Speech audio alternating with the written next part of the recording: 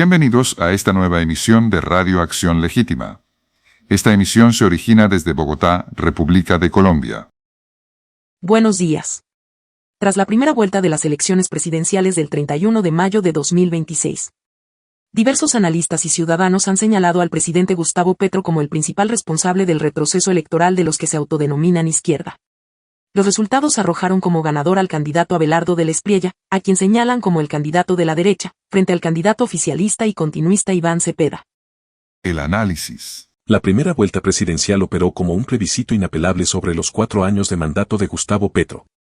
El gobierno sepultó su gobernabilidad territorial al reducir la gestión pública al trámite de reformas ideológicas en el Congreso, abandonando deliberadamente a alcaldes y gobernadores a su suerte sin apoyo técnico ni presupuestal. Este aislamiento regional coincidió con un colapso sistémico en la seguridad nacional y la transparencia. El descontrol territorial de los grupos armados, el auge de la extorsión y los escándalos de corrupción en la contratación estatal dinamitaron la confianza ciudadana. La parálisis de la inversión pública y la baja ejecución ministerial terminaron por fracturar el relato oficialista. El descontento acumulado en las regiones se tradujo en un voto de castigo directo y contundente, cuya principal víctima política fue la aspiración de Iván Cepeda. El debate sobre el mandato de Gustavo Petro en Colombia se centra en la tensión entre la institucionalidad y el gobierno central que amenaza con la movilización popular. Por un lado, los críticos denuncian una estrategia plebiscitaria que utiliza la narrativa del bloqueo institucional y la presión callejera para erosionar el sistema de pesos y contrapesos, buscando subordinar al legislativo, al sistema judicial, a los órganos de control como Procuraduría, Defensoría y a los componentes del sistema electoral. Por otro lado, sus defensores sostienen que el llamado al poder constituyente y la participación ciudadana son vías democráticas legítimas para vencer la resistencia de los sectores tradicionales y materializar las reformas sociales.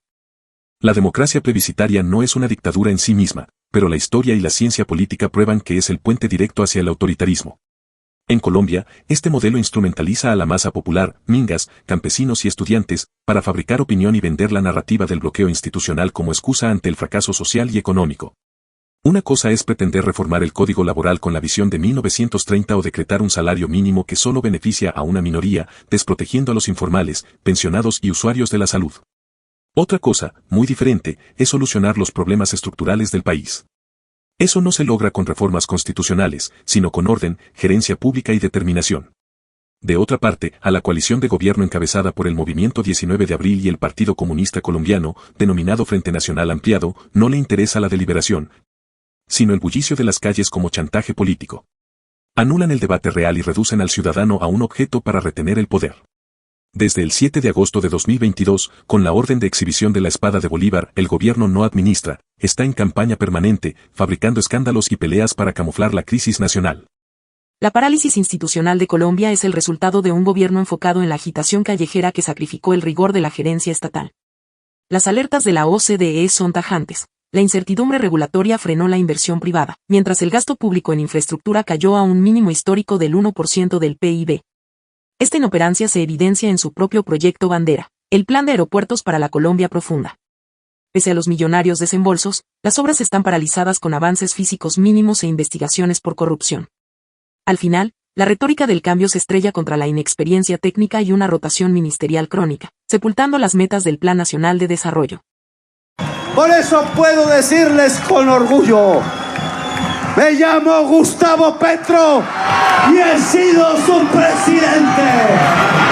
¡Viva Barranquilla! Lo que sigue. La estrategia de desinformación y miedo atribuida al presidente Gustavo Petro se consolida como un mecanismo discursivo orientado a mitigar el desgaste de su gestión y asegurar el control del relato político. Esta narrativa se articula a través de 4 acciones fundamentales que buscan debilitar la institucionalidad y radicalizar el debate público. En primer lugar, se evidencia una calculada invisibilización y desapego estratégico hacia Iván Cepeda, candidato presidencial de su propia coalición, el Pacto Histórico. Al opacar la figura de Cepeda y cerrarle el paso a liderazgos más moderados dentro del oficialismo, el mandatario centraliza el protagonismo del proyecto progresista exclusivamente en su figura, priorizando la confrontación personal por encima de la consolidación de un sucesor institucional. En segundo lugar, mediante la siembra constante de sospechas sobre el sistema de votación, el Ejecutivo prepara un relato anticipado que le permita desconocer cualquier resultado adverso en las urnas y justificar futuras movilizaciones sociales bajo la premisa de un engaño democrático. Este escenario se complementa, en tercer lugar, con el desprestigio sistemático a la Registraduría Nacional. Los ataques directos al árbitro de la contienda y a sus plataformas tecnológicas no persiguen una reforma técnica, sino socavar la credibilidad de la autoridad electoral, minando de forma progresiva la confianza de la ciudadanía en las instituciones del país. Finalmente, la estrategia se cierra con la descalificación radical y la deshumanización de los oponentes políticos. Al catalogar a los rivales tradicionales y de derecha como expresiones de un fascismo mafioso, el discurso oficial evita el debate de ideas e infunde el temor generalizado de que un eventual cambio de gobierno significará la pérdida inmediata de los derechos sociales y la persecución de los sectores populares. El candidato. La campaña presidencial de 2026 en Colombia evidenció una profunda transformación en las tácticas de confrontación electoral, marcada por la creciente judicialización de la política. Diversos críticos señalan que el senador Iván Cepeda, subordinado a la línea argumental del presidente, transitó de un repliegue táctico en la primera vuelta hacia una agresiva estrategia de denuncias penales y disciplinarias. Según esta postura, dicha transición priorizó el desgaste mediático y la descalificación penal del adversario sobre el debate ideológico y programático. En consecuencia, esta dinámica erosionó la deliberación pública, trasladando el escenario hacia el señalamiento y la estigmatización personal, un fenómeno que terminó por involucrar y polarizar a ambas campañas.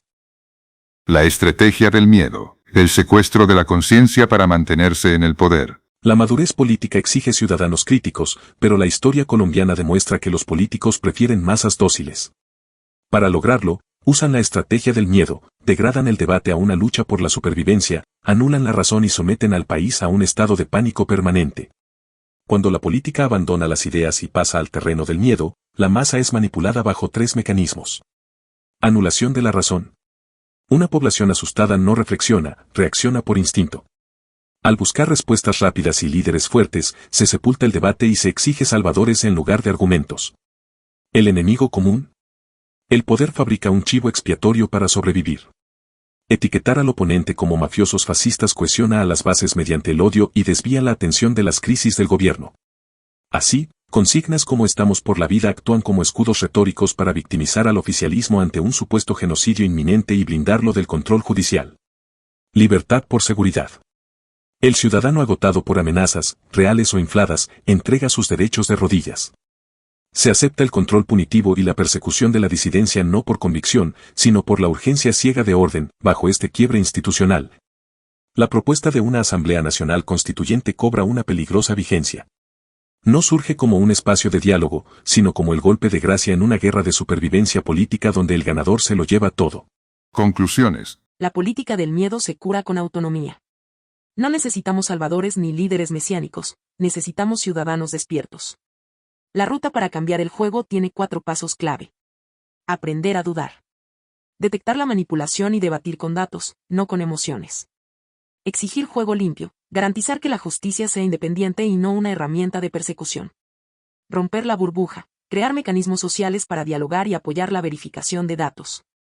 Votar con la cabeza, castigar el miedo y exigir propuestas técnicas que se puedan medir. Hay que salir a votar masivamente. Ninguno de los candidatos actuales va a salvar a Colombia, la salvación no existe. El proceso real depende de nosotros, una generación politizada pero no fanática, comprometida con la unidad, el desarrollo económico de todos y la defensa de nuestros derechos. El tablero está listo. Nos vemos en las urnas.